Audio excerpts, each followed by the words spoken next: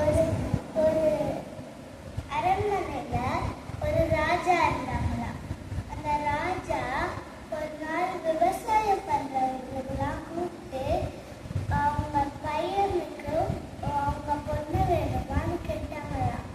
அதுக்கு ஒரே ஒரு விவசாயம் பண்றவங்க மட்டும் சொன்னாங்களாம், எனக்கு வேணும்ட்டு. மற்ற எல்லாருக்கும் அவங்களோட பசங்களுக்கு கல்யாணம் ஆயிடுச்சா, அதனால இவங்க மட்டும் கூப்பிட்டாங்க.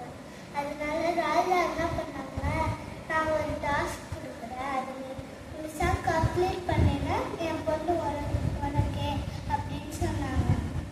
அவர் வந்து ரொம்ப குளிரான ஒரு இடத்துல வந்து உட்கார்ந்துட்டு இருப்பாங்க, ஒரு குளத்துல வந்து உட்கார்ந்துட்டு இருப்பாங்க.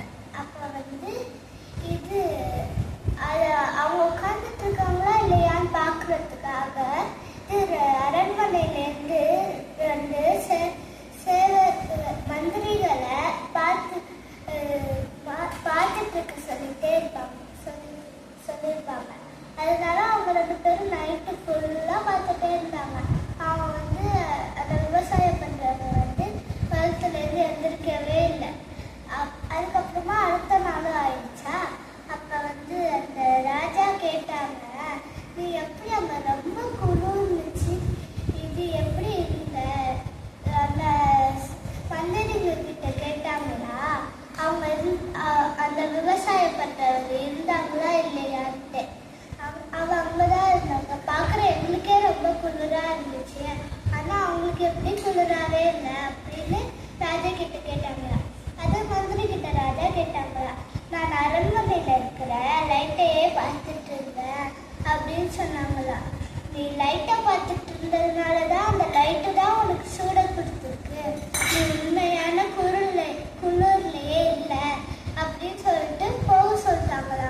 அவங்களும் அழுதுட்டே போனாங்களா. அப்ப அங்க ஒரு நல்ல மூளை வச்சிருக்கவங்க ஒருத்தவங்க வந்தாங்களாம்.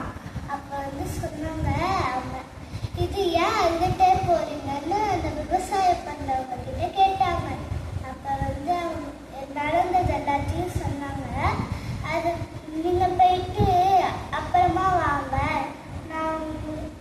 நான் கூப்பிடும் போது வாங்க அப்படின்னு சொன்னாங்களாம். அவங்க வந்து ராஜா வந்து காட்டுக்கு போறப்ப அந்த நல்லா மூளை வச்சிருக்கவங்க வந்து கேட்டாங்க, நானும் உங்களுக்கு ஏதாச்சும் உதவி பண்ணலாமான்ட்டு. சரி, ராஜா சொன்னாங்க, இது சமையல் பண்ண அப்படின்ட்டு. அவங்க வந்து இது சமையல் பண்றதுக்கு வந்து கயிறு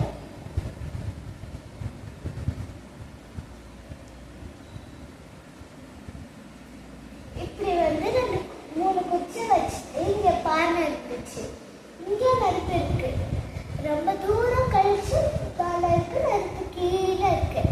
அது வந்து ராஜா வந்து கேட்கும் போது அவங்க சொன்னாங்களா, இன்னும் கொஞ்சம் நேரத்துல சாப்பாடு ரெடி ஆயிடுன்னு.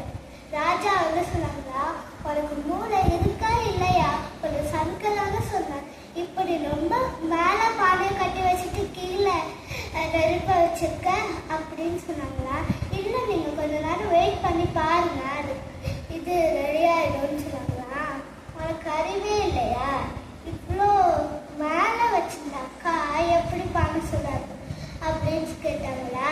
அதே மாதிரி தானே அந்த விவசாயி எங்க இருந்தாங்க, குளம் எங்க இருக்கு, நம்ம அரண்மனை எங்க இருக்கு, அந்த சூடு வெளிச்சம் எப்படி அவங்களுக்கு வரும் அப்படின்னு கேட்டுட்டு அடுத்த நாள்